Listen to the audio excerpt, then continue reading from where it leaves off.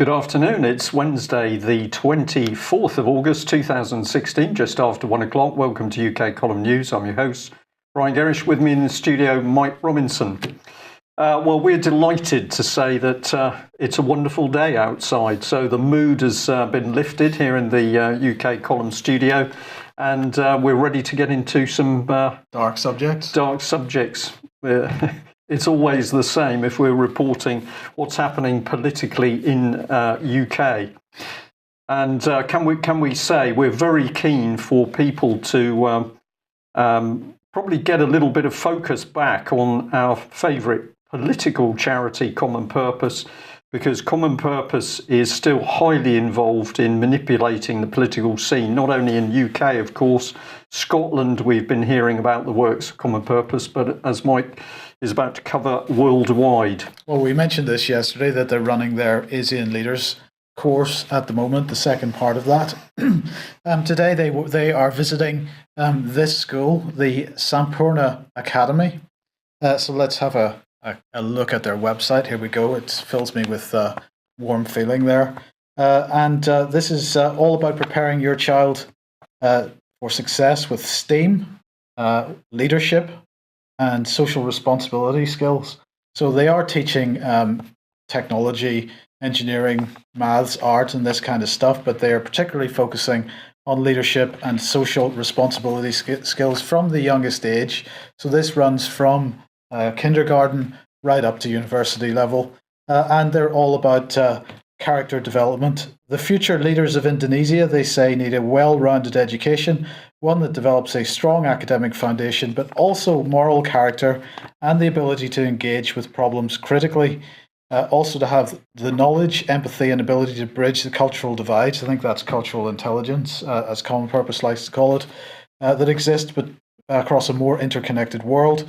In order for our future leaders to be able to affect change in their local communities, the nation, and global environments, we encourage and facilitate opportunities for our students to work with local communities, exposing them to real issues and societal debates from an early age. Our teachers and mentors consistently engage students and parents at an individual level to help them inculcate the values of leadership, entrepreneurship, and social responsibility. And just before we leave this, I thought we'd highlight the Academy's logo, and I'm just going to say it's there are clearly close connections there. They seem to be coming from about the same place. Clearly well aligned. I did pick up on a couple of things you mentioned there, Mike, because you've got common purpose and moral character in the same piece of text, which oxymoron must be. Moral character, Common Purpose as an organisation has done nothing to answer all the questions about its control over people with budgets inside local authorities, training of school children without any CRB checks, and engaging parents. That brought a smile to my face because, of course, when Common Purpose was highly active amongst schools and colleges in UK, very few parents knew what the Common Purpose agenda was. Now we can see that same agenda being taken into schools overseas, and I will say probably very naive, good but naive people now picking up, well, we need to get involved with Common Purpose. Well, it's outrageous. It may be, Brian, that there's some people, as I was reading that, are saying, well, that doesn't sound too bad. Now, of course, Common Purpose has been at work in this country for, 20 years, 30 years? And if you want to get some background on this, if you go onto the UK Column website, there's a series of articles on there called the Common Purpose Effect. And what we're really doing is documenting the effect that Common Purpose has had on society, and particularly in the public sector, over the time that they've been active in this country. They're now spreading out across the world, and we can expect to see the same types of results in other countries. Breakdown and confusion. And of course, one of the places that Common Purpose boasted that it become active in was Libya, and Common Purpose said that it was going to be retraining the Libyan civil service to help the country re-establish itself. Where did the money come for that training? That had come from the European Union. And if I'm correct, Mike, I think that was why while Sarkozy was still in power. So we've got common purpose, we've got a highly pro-European Union agenda, and of course it's choosing these future leaders who seem to be more and more powerful and more detached from any sort of democracy underneath them. So the Sarkozy being the man. Yes, so the question is, will Nicolas Sarkozy become a future leader once again? He has decided to become a candidate for the presidential election in 2017 in France. And this is a comment from him. He said, in the face of so much defiance towards public life, I want to convince the French that the debate of a campaign is fully part of the presidential mandate. And he's saying France demands that we give it everything. I'm not quite sure what it is. No. Is he saying he's a little bit loopy here? I look at this picture, Mike, and forgive me, Sarkozy, I have a little problem. Well, he's clearly hoping to do a Berlusconi and keep coming back, but or maybe a Putin for that matter. But anyway, we shall see what happens in the 2017 election. It would not be a great thing, I think. Not at all. But if we've got the great leaders coming back in France, then we've got this Mail article showing us that Lord Hague, as he is now, is going to be up to some very dirty dealings by acting through a consultancy. What is he going to be doing? Well, he's going to be advising vast global companies. We've got HSBC mentioned there, Coca-Cola, Nissan, for example. He's going to be advising them, obviously, on how they can squirm, turn and block, stall, obfuscate anything to do with Brexit. So he's not able to practice right at the moment because he's still got some limitations on him as a result of his parliamentary positions. But you hop straight out of Westminster, straight over to global corporatist organisation, and then he's going to essentially be helping them to block what the democratic voters said, which is we want to be out of the European Union as soon as possible. So I'm just going to bring in here for Brexit advisor Reid Treason, and we're going to see a bit more of that a little bit later.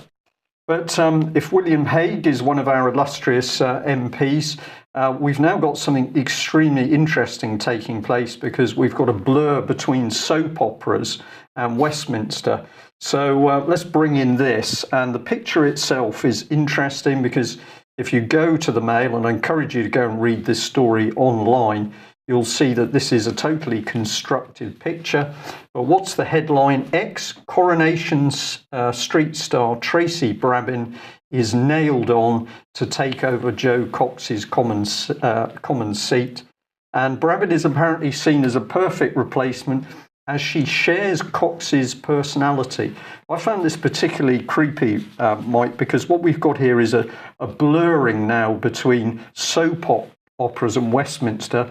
Reality is beginning to fade into the background. And what is the sharing of personality? Well, they describe that as she's bubbly, active and energetic. I would have thought the question is, does she actually have a brain which would allow her to make the decisions we need to be taken in Westminster to start to sort this country out?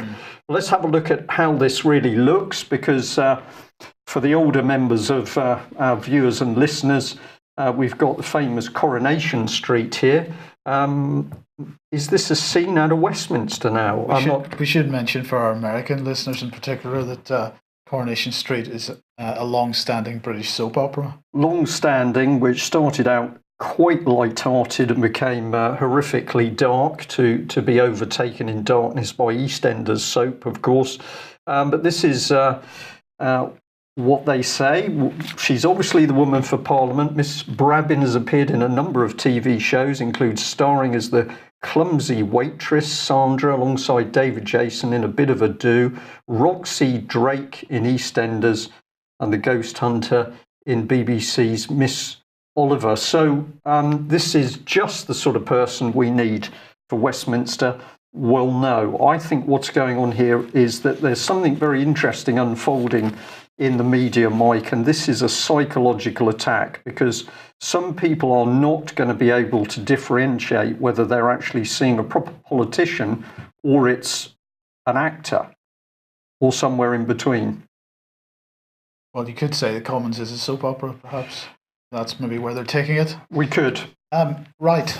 Now, Brexit, EU referendum, we called it a psyop for a couple of different reasons, and we got criticised from certain people for doing that, but nonetheless, what were the reasons? Well, first of all, because we don't believe that we're leaving the European Union. We still don't believe that. We'll come on to that in a little bit more in a second. But the other reason was because we believed that Brexit was going to be used to drive through various policy, and we've been highlighting over the last 2-3 years, in particular, the constitutional reform agenda. That hasn't stopped, and in fact, it's moving forward apace. So here we have Bernard Jenkins, MP, and he was speaking to Public Finance magazine, and he was, of course, a member of the board for Vote Leave, and he is now absolutely using Brexit as a driver for constitutional reform. He's demanding a new conversation on the British Constitution. He's worried that the major effect of leaving the European Union would be freeing up policy areas that are currently under the remit of the European Union. So what he's saying here is this is a really big constitutional question. To what extent are Whitehall and Westminster going to automatically delegate things like fishing and agriculture and environment and planning? And what, of course, he's talking about is the devolution agenda. He goes on to say there is a big, interesting question about how leaving the European Union actually involves all the constituent parts of the United Kingdom and, in England, local government. So he's absolutely on the money for the devolution of powers that come back from the European Union that really should be the remit of Westminster, but will be devolved out to the city regions which they're busy creating. This is a part and parcel of really the central core of what we've been talking about for a long time, which is the redefinition, from a constitutional point of view, that is, the redefinition of the relationship between us as individuals and governments, corporations, and where the terms and conditions all lie. It's becoming a pretty dark place, but what they're doing is completely destroying the constitutional foundations of this country, and people have got to start to understand what those foundations are, what they represent, and what the implications of that destruction are going to be. Yeah, and perhaps we could remind people, going back to the days when we had the government offices of the regions, which of course were brought in without any full Westminster explanation and debate. So those so-called government bodies for the regions were designed to help create the idea of regions in the public mind.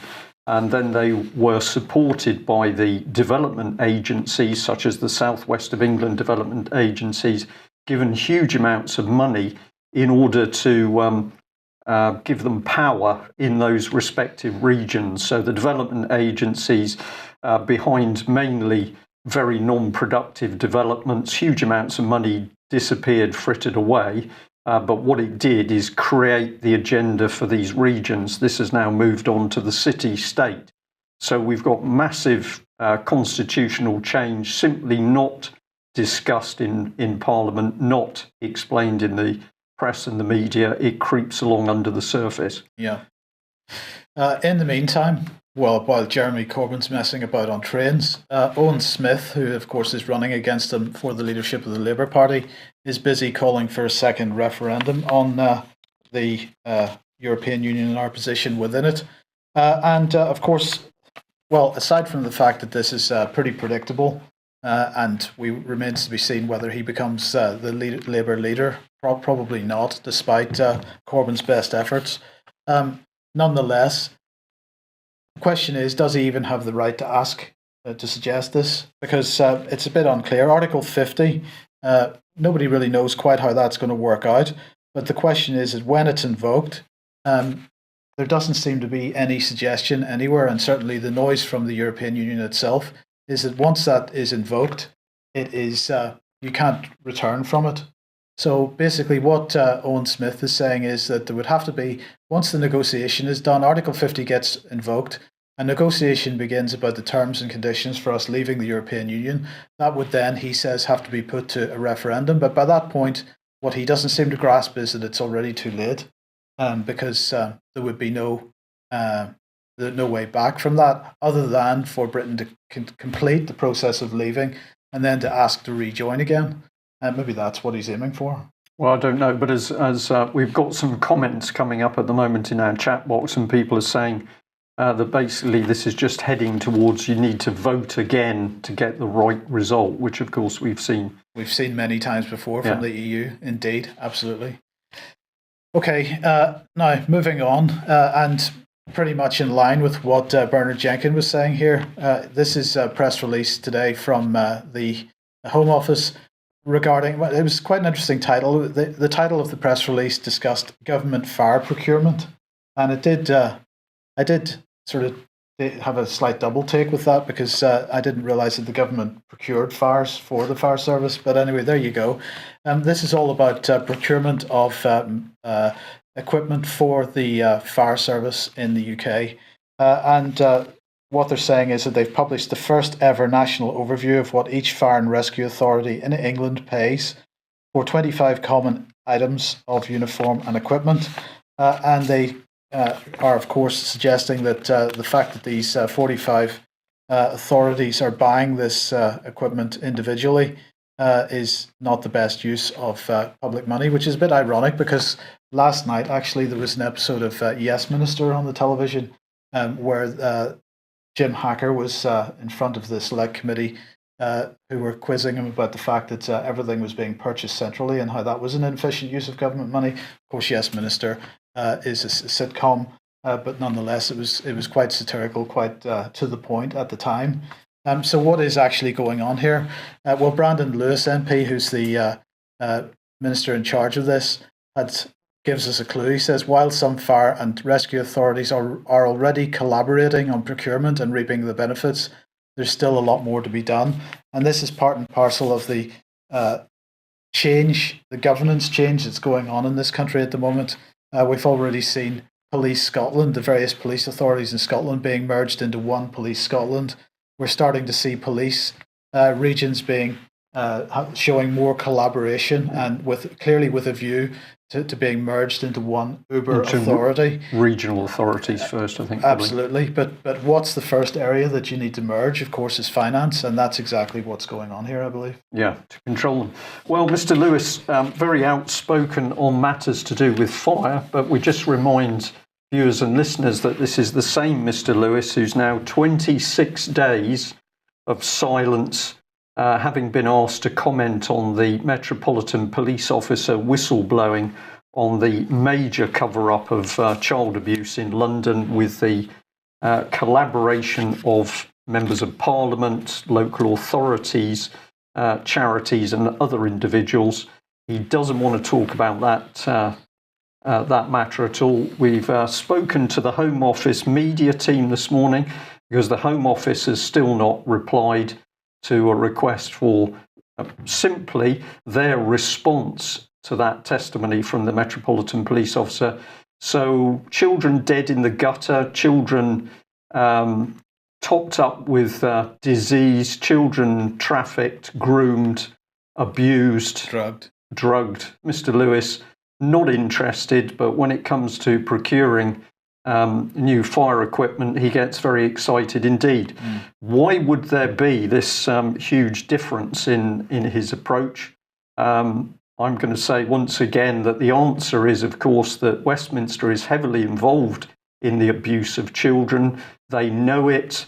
We know there are groups of MPs who are so frightened of the subject, they won't talk about it. They're not involved in it, but they know that there's something extremely dark operating in Westminster. The child abuse is the means by which our politicians are blackmailed to do the bidding of the global banks and the global corporations. Well, what can our politicians do? This gets pretty close to the mark here.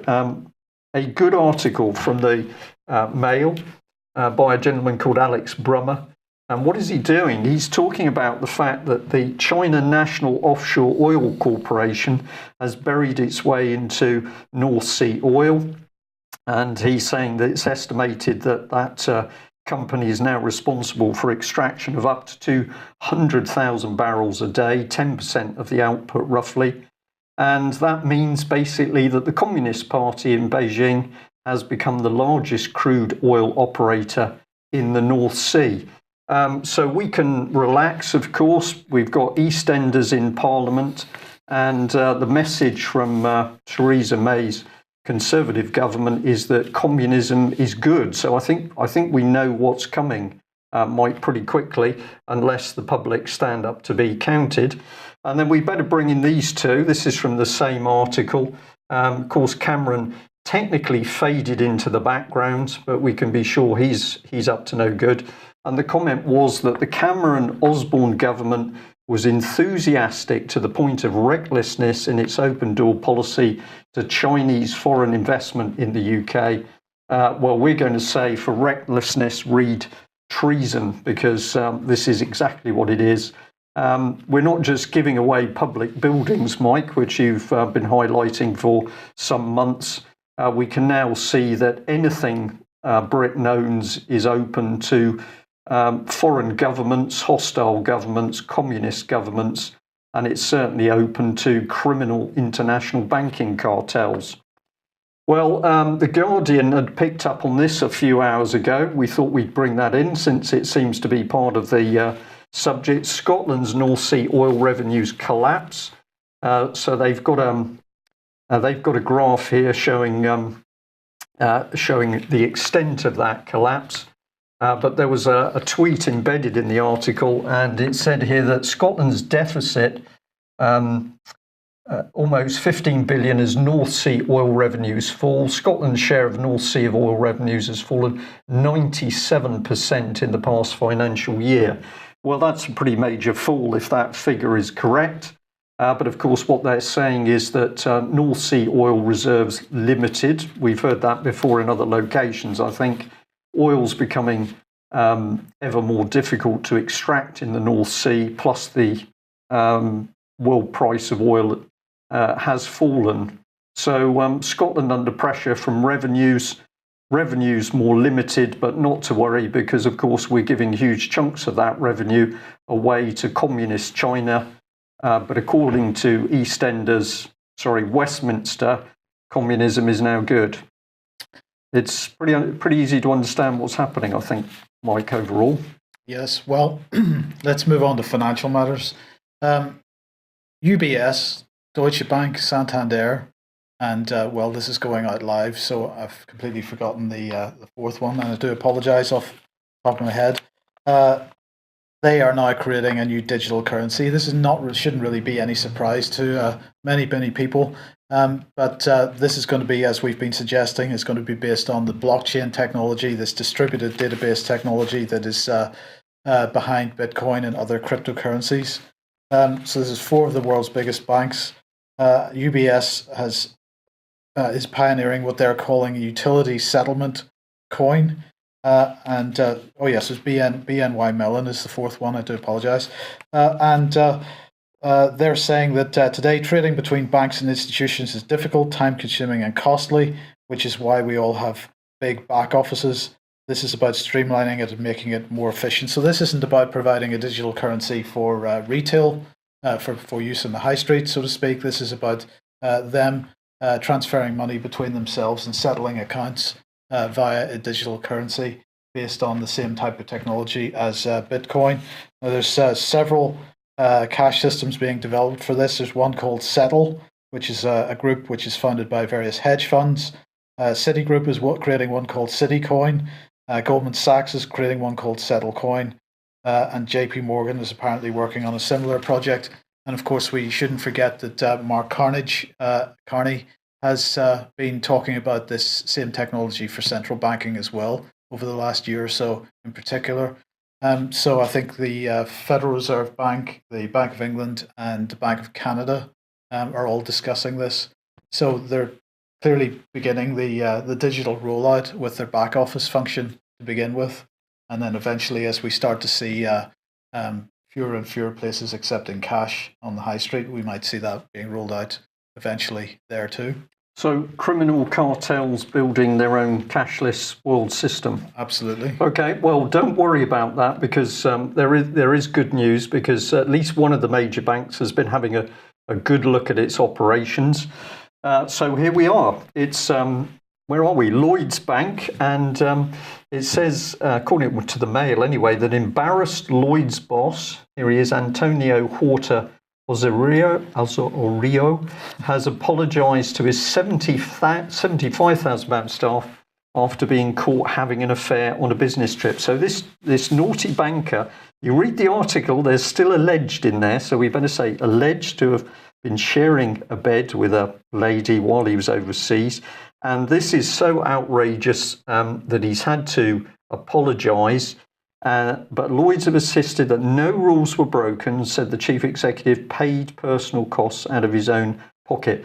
So never mind about all the stuff going on with money laundering between the international banks, a little bit of drug money moving in and out. Don't worry about that. We're just pleased to tell you that Lloyds has taken some pretty severe action at that very naughty executive for a little bit of nookie on the side.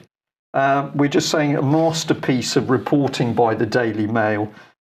So affairs are bad, but banking fraud is okay, really. Well, let's stay on the subject of money and bring in the Church of England. Russia Today actually picking up on a Telegraph story here, but we like the photo. So here's Russia Today. Church of England bishops told not to apologise to sex abuse victims. Now, this is a very, very interesting story because we are starting to get to the heart of what's going on, the scale of the abuse of children. Remember my comment from a few moments ago that the significance of the abuse of children is that it is the blackmail system to control British politicians and indeed many overseas politicians. And the church, of course, has been a hotbed of the abuse of children. So let's bring Archbishop Welby on screen, because this man has been challenged repeatedly over the past few weeks about child abuse. He doesn't want to talk about it. But this is what the Church of England was actually saying. This was in the report that the Mail the Telegraph has discovered. Because of the possibility that statements of regret might have the unintended effect of accepting legal liability for the abuse, it's important that they are approved in advance by lawyers as well as diocesan communications officers and, if relevant, insurers. So this was an internal ruling inside the Church of England that they weren't going to go near any form of apology or even actually talking to some of the abuse victims, because the moment they did that, they could be accepting liability, and the insurers simply didn't want to pay out the money.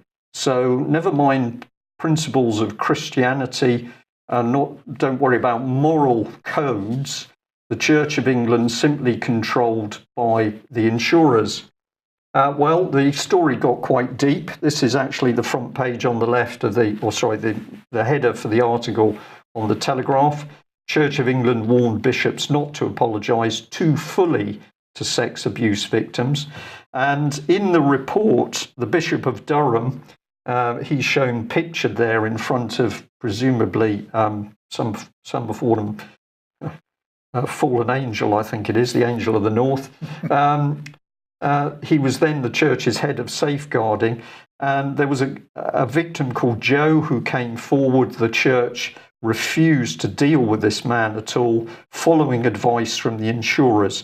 So the church simply refused to talk to somebody who had suffered horrific abuse because of the insurers. But don't worry, because the church has now said that Bishop Sarah Mullally has she's apologised, so it's all right now, Mike, apparently. How long ago was it that we first said that insurance companies were running the child abuse a little while ago? I'm going to bring that up on screen because that seemed to be exactly the right place to go. Now, we got some information which was sent through to us about how the church runs its insurance, and I thought this would be very good material for the public to know. So the first company is DAS, and here's their guide to legal expenses insurance. And it says DAS are the largest legal expenses insurance provider in the UK. They're proud to have pioneered the introduction of legal expenses insurance and have been protecting individuals and businesses for over 40 years. We're part of a global insurance group. So these are very powerful people, and they don't want to pay out money for the abuse of children. But they're also tied in with this organisation. This is another specialist insurance called Ecclesiastical. And here they're actually saying that they will indemnify if it's found to be legally liable for a bodily injury or illness to a person as a result of abuse. This is the church in this case. There'll be no cover for the perpetrator of an incident of abuse. It's important that you create within the guidelines of the Church of England. It's important that you operate within the guidelines of the Church of England. Failure to do so may prejudice your insurance in the event of a claim. So here are the controls coming in. And then if we just show the bit at the bottom, your legal expenses insurance provides for legal costs associated with defending criminal prosecutions.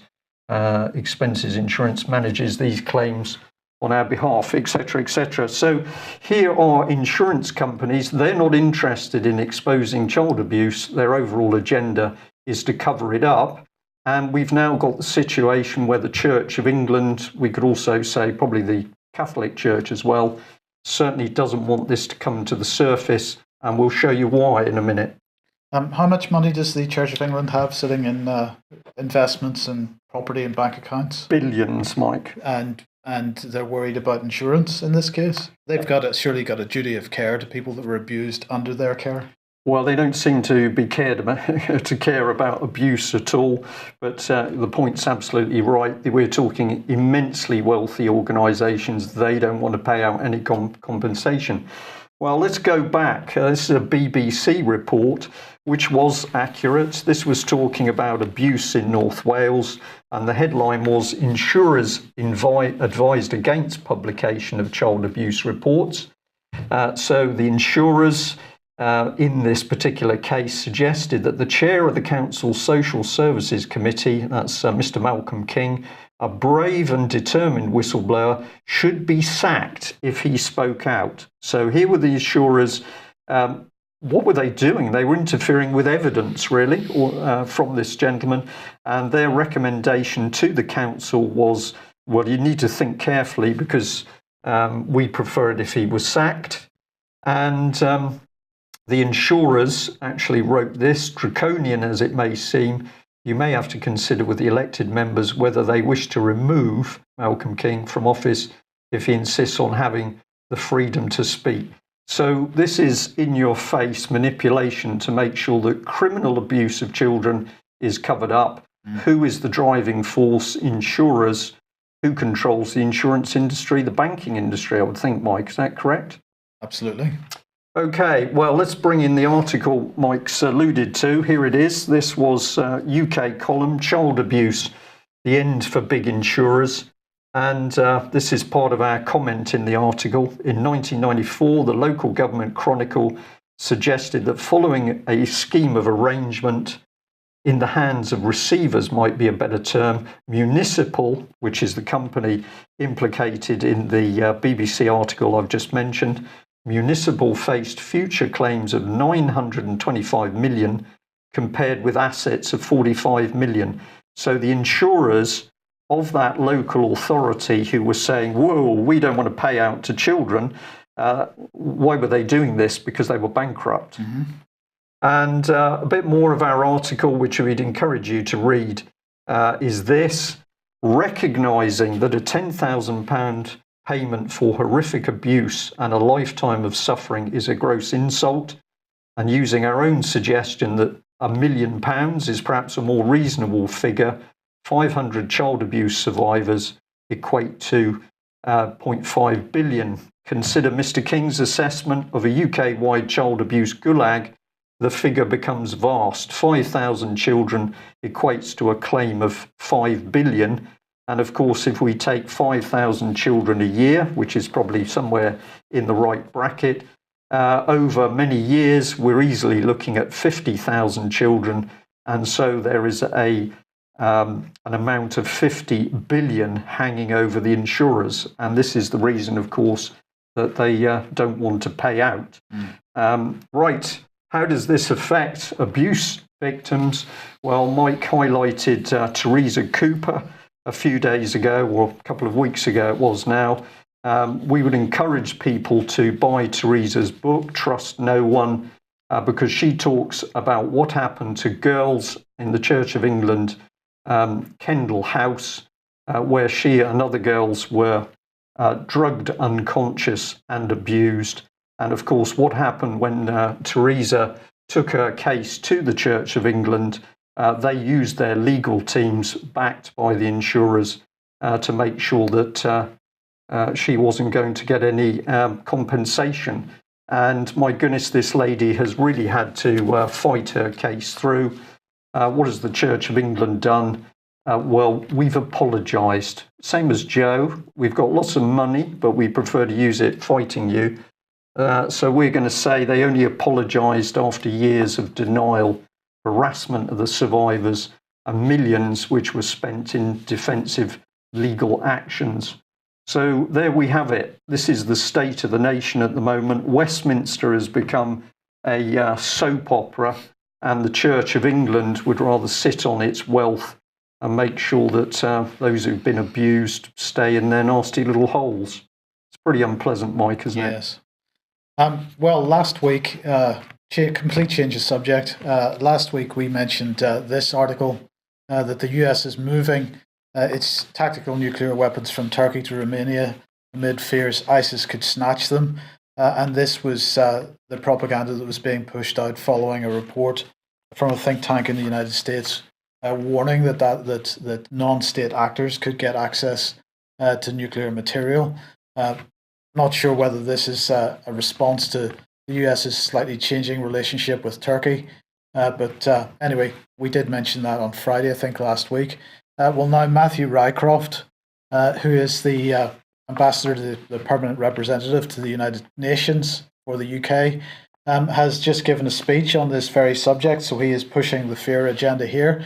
He's saying the threat of toxic, poisonous or nuclear materials falling into the hands of non-state actors, particularly terrorists, is top priority that requires closest cooperation between all member states as well as civil society and industry. I'm not quite clear what charity, civil society and industry has to do with nuclear material, Brian.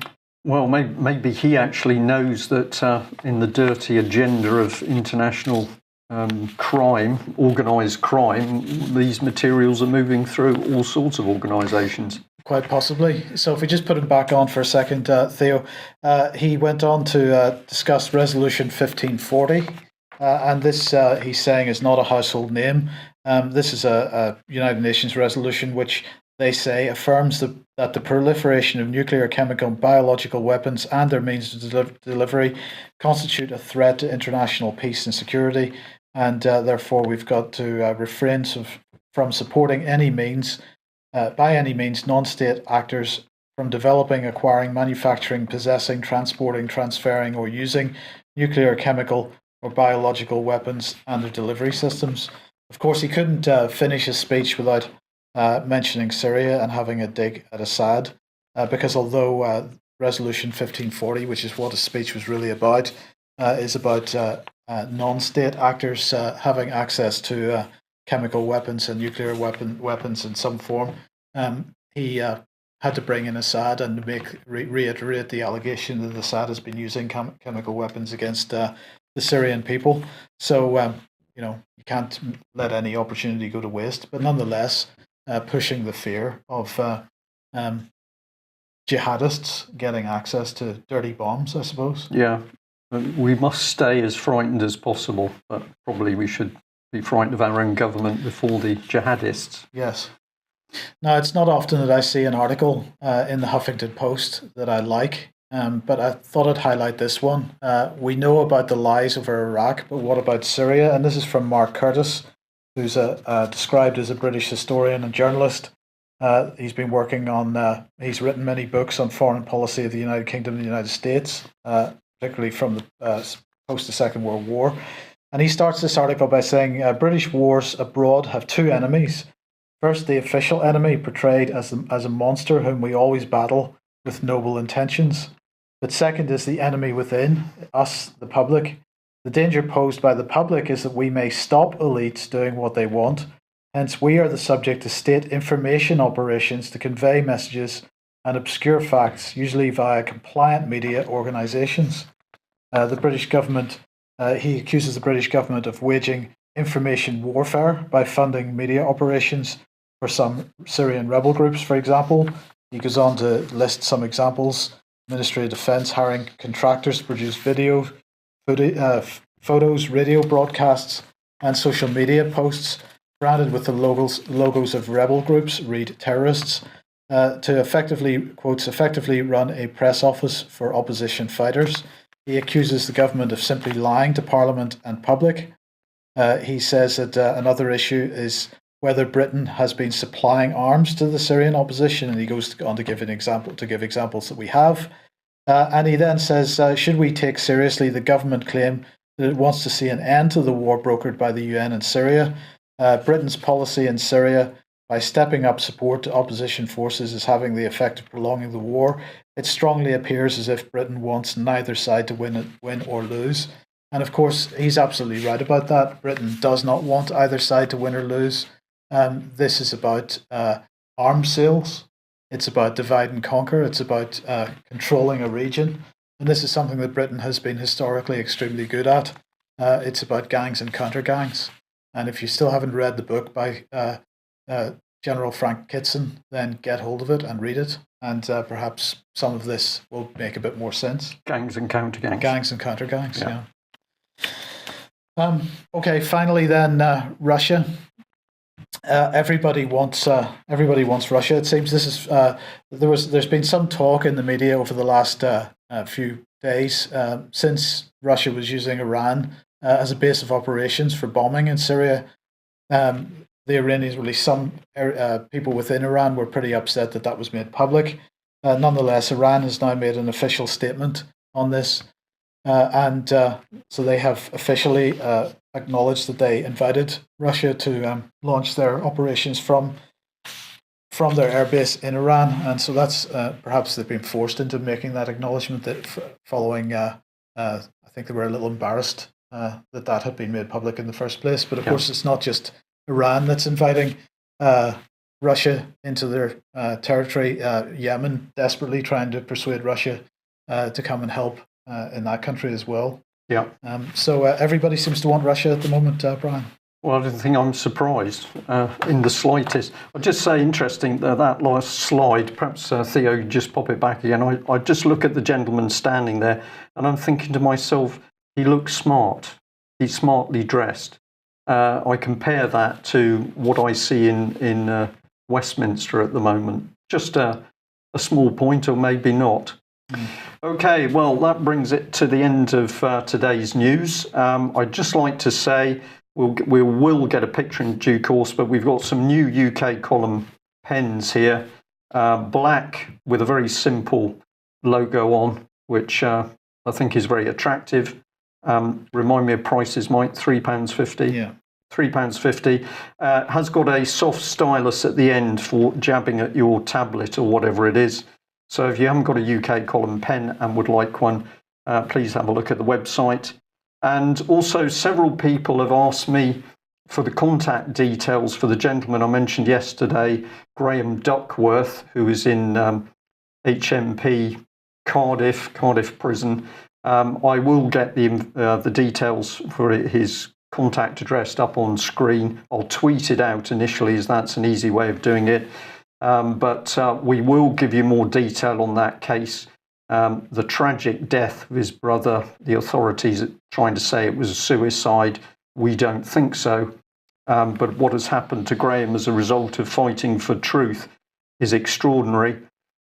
We'll also like to remind our audience that Melanie Shaw is out of contact at the moment. Basically, the court appointed a legal team. That legal team has now put a barrier around Melanie. We can't get in to see her. She's not receiving mail properly. Mail, she writes, is cynically returned to her a few days later. This is very, very nasty psychological stuff. So Melanie Shaw is being held in prison and they are working extremely hard now to get her sectioned. Why is this? Well, we say it's not only her general knowledge over the abuse of children at Beechwood, but it's due to the fact that she has said quite openly that senior British politicians were also involved in the abuse of children and the trafficking of children. So these are serious times, Mike, and as we've already said, the Home Office at the moment simply will not talk about the evidence of that Metropolitan Police whistleblower, and the Home Office will also not talk about the Doherty case, where those 4 children have been taken away as a result of the parents trying to expose what appears to be paedophile activity north of the border. So if you're thinking, we've got a few problems in Westminster, no, we've got major problems with criminal activity inside the British government. And of course, the wall of silence says they dare not comment on these subjects. So it's up to us to dig out the truth. If you're helping by researching, thank you very much. And I'll say to the people who've asked if they can help recently, yes, please. And do get in contact with us if you like more detail on where we'd like you to be looking at the moment. That's it for today. We will be back at the same time tomorrow. Will we have a guest tomorrow, Mike? Mark Anderson. Mark Anderson from American Free Press. Thanks very much for joining us. Bye-bye. Bye-bye.